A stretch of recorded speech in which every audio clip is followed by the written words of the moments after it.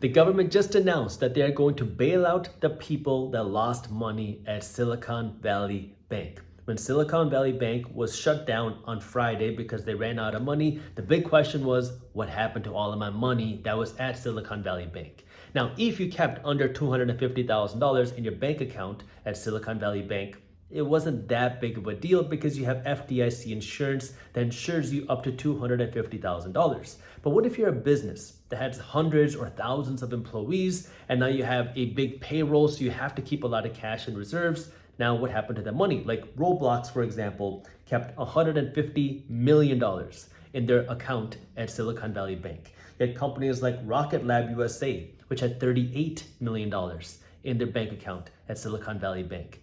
That money was gone. And if you have to make payroll, well, you have no more money because the bank got shut down.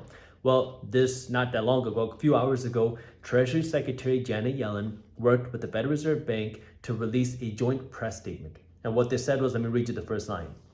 Today we are taking decisive actions to protect the US economy by strengthening public confidence to our banking system. So the latest data says that Silicon Valley Bank had about $174 billion in deposits in their account. That means people's cash in their bank accounts. So a lot of people or businesses that had excess of $250,000 were worried that this money was going to be gone. But now what the Treasury Secretary and Federal Reserve Bank is saying is that they're going to make all the depositors whole. So no money will be lost. What they said is that after receiving a recommendation from the FDIC, that they decided that depositors will have access to all of their money. So no money will be lost starting Monday, March 13th. No losses associated with the resolution of this Silicon Valley Bank will be borne by the taxpayer. Now you might be wondering, wait, if the FDIC is a part of the government and they're going to pay back these billions of dollars, where are they going to get this money from? Especially if it's not the taxpayer, because we all know that the government doesn't have just billions of extra dollars sitting around, because last year, for example, in 2022, the government spent $1.5 trillion more than what they brought in. So where are they going to get this money? Well, there's still some unclearness as to where this money is going to be coming from. But according to this press statement, I'm going to read you directly from this statement. It says that any losses to the Deposit Insurance Fund to support uninsured depositors will be recovered by a special assessment on banks as required by law. So what that means is you have this FDIC insurance fund, which is the government fund to protect banks and depositors. Well, this FDIC fund doesn't have enough money to cover all of this money that they have to give back. Now, the FDIC is backed by the full faith and credit of the United States government, which means if a bank fails and FDIC needs to pay the money back for the bank up to the $250,000, they will get this money from the government. The government will get the money from the Federal Reserve Bank. The Federal Reserve Bank will print this money out of thin air, give it to the government. They will loan it to the government, and then that money will be used to then fund the depositors. Now, that's why the $250,000 limit is there, because it gives a limit to how much money the government would have to pay back, and it's a limit to how much the Federal Reserve Bank would have to print, and it creates a limit on the inflation that would be seen. Now, what they're saying is they're also going to create a levy that they're going to essentially put a fee on banks, a special assessment on banks. That way they can gather some more money. How much? Well, that's not very clear here as to how much money they're going to get from banks versus how much money might have to be printed. Now, another thing that happened today was a second bank failed. This was a bank out of New York, and because of that, obviously people are worried. When people saw what happened with Silicon Valley Bank, a lot of people across multiple banks across the country were doing things to protect their money, whether it's moving their money to a different bank, a safer bank, or getting the money out. And our banking system is not designed for people to pull their money out. We did a whole report on this on Market Briefs, which is my free financial newsletter. If you haven't joined Market Briefs yet, I highly recommend you do so, because we're going to keep you updated on what's happening, when it's happening, every day. So if you haven't joined Market Briefs, I got the link to how you can join for free down in the description below. But we have a system where our banking system is not built so people can pull their money out. And prior to the 2020 pandemic, there was a reserve limit that all banks were required to keep. Essentially what that means is, let's say you deposit $100 in the bank. Previously, the limit was somewhere between 10 to 20%, which meant that if you deposit $100 in the bank would have to keep $10 in reserves in a special vault, and then they could take the other $90 and invest it. Now, the way that most banks invest their money is by lending this money out. So you would deposit $100, the bank would keep 10%, $10 in reserves, and then they would work to loan out the other $90. Now, this is okay, but what happens now if you have multiple people that deposit their money in the bank and everybody wants their money out at the same time? The bank wouldn't have the ability to loan or give back all this money because this money is lent out. This is why they kept that reserve requirement, because then if some people wanted to pull their money out, they always had to keep some money in reserves. Well, when the pandemic hit, obviously there was a lot of issues going on in the financial markets. So the Federal Reserve Bank then eliminated that reserve requirement. That reserve requirement went to zero, which meant that banks didn't have to keep any cash in reserves. They could lend out 100% of their money. And towards the end of 2022, the Federal Reserve Bank began essentially saying that banks need to start working to build the reserve requirements. And then in February, just last month, the Federal Reserve Bank kind of again said that banks need to start issuing their reserve requirements, although then there was still a 0% reserve requirement, which meant that banks didn't have to keep any cash in reserves. And if you were a bank and you were investing or lending money to things that are now underwater, well, that's not good news, because like what happened with Silicon Valley Bank is they had lent their money and gave the money to a lot of assets that were underwater. Some of these were startups, but also Silicon Valley Bank had a lot of money invested in bonds, loans. And what we've seen happen over the last year is that interest rates have gone up. Now, as interest rates go up, bond prices generally go down.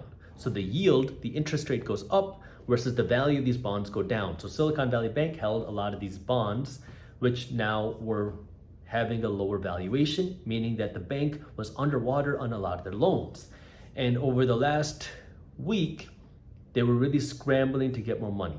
It started when Moody's, the credit rating agency, essentially said to Silicon Valley Bank that they were going to downgrade their credit rating. And when that happened, Silicon Valley Bank was scrambling to raise more money. They were on a mission to raise $2 billion.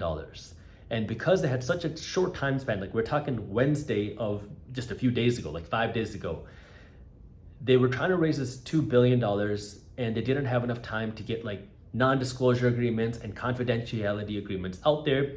And they just wanted to get that money as soon as possible. So they had one company offered to lend Silicon Valley Bank $500 million. But then as this happened, Thursday morning, the information started to leak because, again, no non-disclosure agreements, no confidentiality agreements. And the word got out that Silicon Valley Bank was struggling for cash, that they were really underwater and that they were struggling. So then people who had their money in Silicon Valley Bank started pulling their money out. And Silicon Valley Bank was a big home for a lot of startups and a lot of small companies. And venture capital firms were saying, hey, if we invested in you, if you're a startup and we invested in you, you need to get your money out of Silicon Valley Bank ASAP. So this created a run on the bank. And so you had all these companies on Thursday and Friday go to Silicon Valley Bank and try to pull their money out. Well, as they're pulling the money out, Silicon Valley Bank just cratered because now all of a sudden you had this run on the bank. They ran out of money because their banking system is not designed for people to pull their money out, especially that quickly, and especially when the bank is holding on to underwater assets, and especially when the bank doesn't have any reserve requirements. So it was like a triple whammy. And then Friday, they shut the bank down. Well, over the last 2 days, you had a lot of companies that were like holding their breath because they're saying, we don't have any more money to make payroll. Our entire bank that kept our money is now under and our money is gone. And the big question over the last 48 hours was, is anybody gonna bail out the bank? If you bail out the bank, who are you bailing out? That's gonna encourage more potential banks to be okay making these risky investments. And Janet Yellen earlier today said that they are not interested in bailing out banks like they did in 2008. But more recently now, what they're saying is that they want to bail out the depositors, the people that kept their money in the bank but they're not interested in bailing out the actual bank and the investors in the bank. So interesting to see how this is going to play out over, this is not going to stop here. This is going to continue to brew because Silicon Valley Bank had branches around the world. They have branches in London and Canada. And so, they're around the world and they're really involved with a lot of startups, which is why everyone was worried that this Silicon Valley Bank failure could essentially create a whole wipeout of startup companies. So now the question is, well, when is this going to stop and what is the real cause? Now I'm going to be making more videos in the coming week about the causes and everything going on, but a big factor here again has to do with inflation and interest rates. Everybody's saying it's the problem because of interest rates, but the reason why interest rates have to go up is because of inflation. See, our inflation problem is still around. We have very high inflation. And this high inflation, which is caused by all the money printing that we did in 2020, 2021, even 2022, plus all the decades prior, but all this money printing has really accumulated, causing high inflation.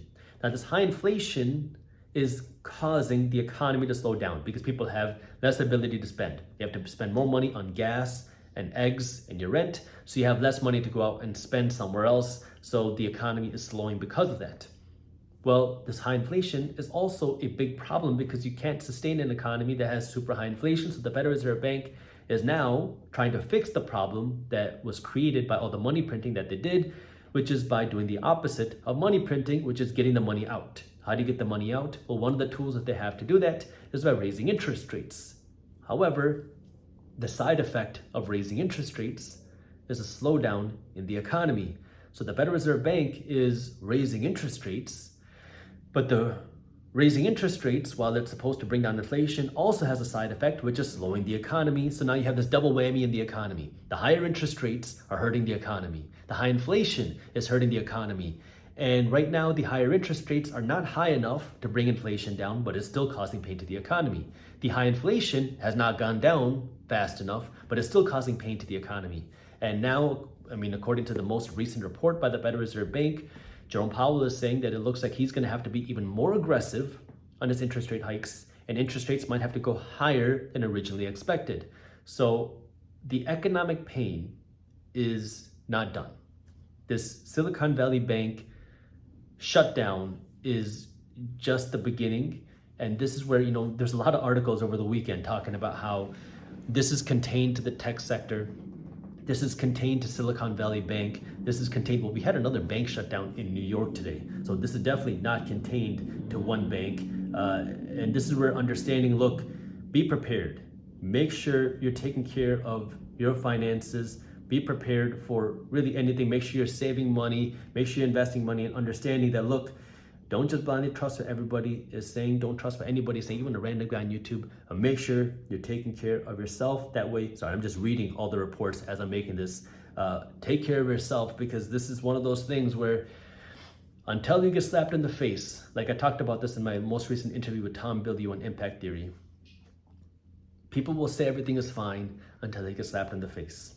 Well, this is the time where you don't want to just be blindly trusting what anyone else is saying, because you don't want to be the person that gets slapped in the face. By the way, the bank that got shut down in New York, Signature Bank in New York, they also ran out of money. So I'll be keeping you posted here on my YouTube channel. If you haven't joined Market Briefs yet, I highly recommend you do that.